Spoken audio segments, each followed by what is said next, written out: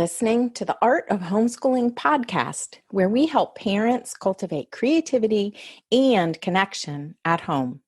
I'm your host, Jean Miller, and here on this podcast, you'll find stories and inspiration to bring you the confidence you need to make homeschooling work for your family. Let's begin.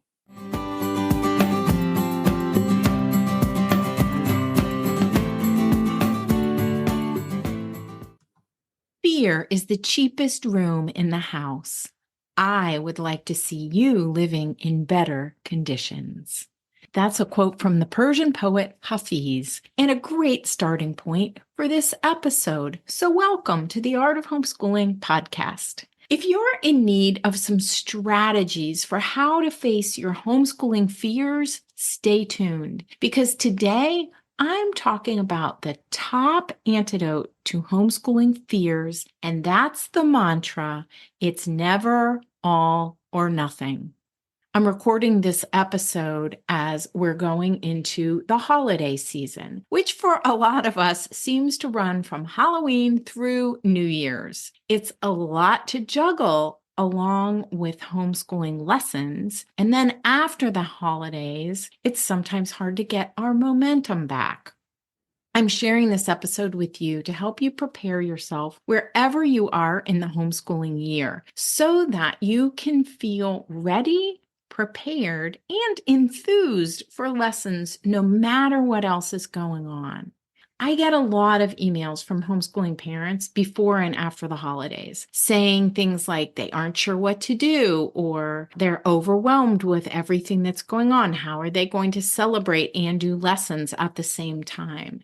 When the fears rear their ugly heads, we start to feel unsure, a lack of enthusiasm, discouraged, and even sometimes a sense of panic. Perhaps you can relate. One year, I remember spending the entire month of January berating myself for all that I was not doing with my kiddos. I wasn't doing the block I had planned to do back in the summer because I didn't feel prepared. So I just wasn't doing much of anything at all. By February, I felt like a total failure as a homeschooler and was sure that my two boys would be ruined for life and it was all my fault. They'd be better off in school. So I scheduled an appointment to go visit our neighborhood elementary school. When I arrived, I sat in a combined classroom, I think it was a first and second grade, and they were all watching an educational film about the harvest and food production in other countries. I don't remember much about the film, and I doubt the kids did either, because one of the teachers kept yelling at one of the boys for being disruptive, making the disruption even more prominent. Then I took a tour of the building and peeked in on an art class, I'm using air quotes there, in which the children were given coloring sheets and crayons to color within the lines. I learned that they had this art class once a week for 30 minutes. As I was leaving, the children were heading out for a short recess of 10 minutes. Yes, they got 10 minutes of recess in the morning and 20 minutes after lunch. As I walked home, I remember thinking, okay, so if we watch one film without interruption, color more than one coloring sheet a week, and go outside for 30 minutes or more a day, I'll be doing better than the public school. I can do that, I thought. Come home, regroup, figure out how to face those homeschooling fears. I know we all want more than just to do a little bit better than the public schools. We want this beautiful, idyllic, artistic, Waldorf-Inspired method to come alive in our homes. We also want to be the ideal teacher and parent while having everything unfold with ease and calm. And when it doesn't, we feel scared. We feel burdened by this heavy sense of letting everyone down, including ourselves. And then the fear sets in. What if I'm not cut out for this? Was choosing to homeschool a big mistake? Maybe I'll never be able to get my children to make a main lesson book or do circle time or participate willingly in anything I plan. Just stop, I say. Stop going down that fear tunnel and entertain this thought instead. It doesn't have to be all or nothing. If you don't feel quite ready with your own block lesson plans, your energy is low, or you haven't prepared to teach from a curriculum you're working with, then find a less intimidating way to move forward. Find a way, any small way, to move a few steps forward rather than staying frozen in your fear.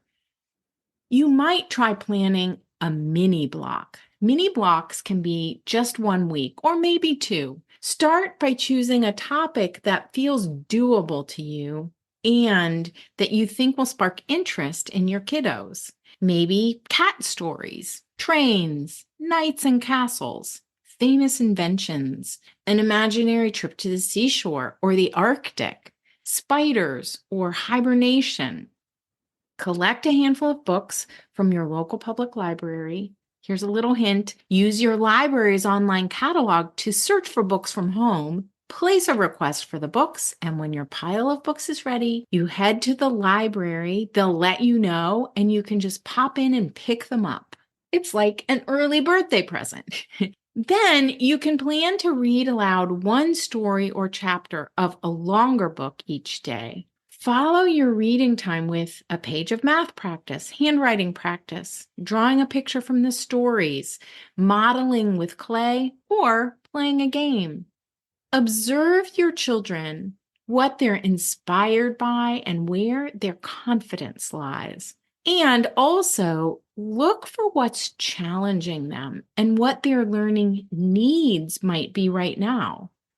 The goal is just to provide a little bit of structure and time to connect with your kiddos so you can gain some momentum and confidence to build your lessons. Besides mini blocks, you might also like to try structuring a week or so of lessons around one book.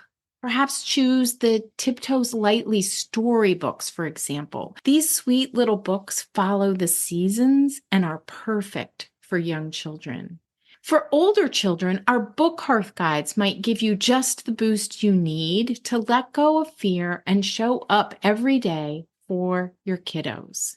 Book hearth guides offer you a flexible plan with lots of learning experience ideas and save you time as you explore beautiful stories. You can check out our shop at shop.artofhomeschooling.com to learn more. Each book hearth guide gives you creative teaching ideas for a 2 to 5 week block based on one wonderful book. As of this recording, we have guides for 6 different books like The Heartwood Hotel, Echo Mountain, and The Witch of Blackbird Pond. So go have a look if that interests you. And here are just a few more ideas to show you that there are so many possibilities. The trick is to pick one that sounds fun and doable to you. Here's some ideas for you. Plan a festival or celebration like a lantern festival or winter solstice and build in time each week to prepare for the festival. Build a week of lessons around a trip to a museum. Create a puppet show from a story you're reading. Set up a tent in your backyard or even your living room and read nature stories in the tent every day. Use themes from your stories to paint a series of paintings this week. You get the idea. The most important thing is to show up and get your energy and creativity flowing again. Because as long as we can figure out how to face our homeschooling fears, we'll keep the learning alive. Believe me, you're not the only one dragging this fall as I'm recording this episode. There is so much going on in the world, from natural disasters to contentious elections. So just know that you're not alone and your feelings are perfectly normal. Here's an important truth. If you make peace with your fear, you take away its power. One of my favorite mantras is feel the fear, and do it anyway.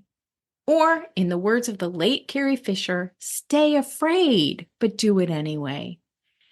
Want to know the psychology behind negative feelings that build up? I'll add a link in the show notes to an interesting article in Psychology Today magazine, Why We Can't Just Get Rid of Anxiety and Distress. This article describes how our brains are wired for survival, not happiness, and that the solution is to make peace with our fears. I'll leave you with one of my favorite poems. You might want to print out a copy and put it in your planner so that you can read it often. I had this in my planner for years, and I read it like every single day. This can help you face your homeschooling fears and anxiety and remind you that it's never all or nothing. This poem is where the quote at the beginning of the episode comes from. Fear is the cheapest room in the house. I would like to see you living in better conditions. For your mother and my mother were friends. I know the innkeeper in this part of the universe. Get some rest tonight. Come to my verse again tomorrow. We'll go speak to the friend together. I should not make any promises right now, but I know if you pray, somewhere in this world, something good will happen. Hafiz. Here's what I want you to know right now. Take a deep breath and ask yourself this question. How's it going at your house? If you want encouragement and guidance on your homeschooling journey to help you get back to lively lessons and face your homeschooling fears, here are a few ways I can help you. The first is to come join the Inspired at Home community, where we have group coaching calls every month with heart-centered homeschoolers just like you, 90 minutes for reflection, questions, conversation, planning, and connection. We have over 35 masterclasses on homeschooling the grades, core subjects, setting up your space, and taking care of yourself. Learning that's bite-sized. And a warm and welcoming community where you can ask questions, share ideas, and get the support and encouragement you need. The second way is to schedule a one-on-one mentor session with me. I can help you break free from those fears and make a plan to design a simple, inspiring, and doable homeschool for your family. Check out the show notes to links to those resources at artofhomeschooling.com/episode 206. And please remember this. Fear is the cheapest room in the house, and I would like to see you living in better conditions. Thanks for joining me today, and I'll see you next time. That's all for today, my friend. But here's what I want you to remember. Rather than perfection, let's focus on connection. Thanks so much for listening, and I'll see you on the next episode of the Art of Homeschooling podcast.